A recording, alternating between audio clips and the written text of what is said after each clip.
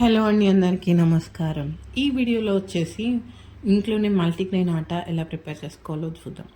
బయట సూపర్ మార్కెట్స్లో దొరికే డిఫరెంట్ మల్టీగ్రెయిన్ ఆటాస్ ఉంటాయి కదండి. వాళ్ళు ఏం ఇంగ్రీడియంట్స్ యూస్ చేస్తారో, ఎలా ప్రిపేర్ చేస్తారో తెలియదు కదండి. అలా కాకుండా మనం ఇంట్లోనే హెల్తీగా మనమే ఇంగ్రీడియంట్స్ తెచ్చుకొని అన్నీ హెల్తీగా ప్రిపేర్ చేసుకోవచ్చండి.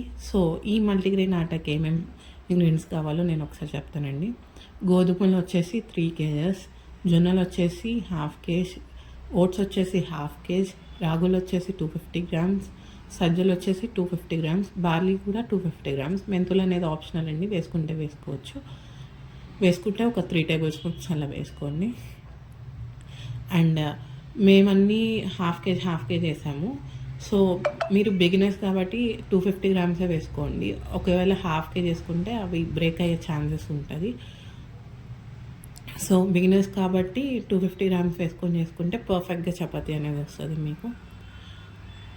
సో ఈ పిండిలో సాల్ట్ అండ్ వాటర్ యూస్ చేసి కలిపితే సరిపోతుంది. ఆయిల్ కానీ ఎక్స్ట్రా గీ కానీ ఏమి యూస్ చేసే పని లేదు.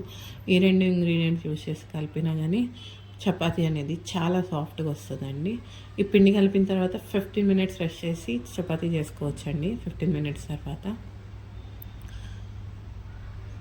ఈ చపాతీని చాలా సాఫ్ట్గా ఉంటుందండి.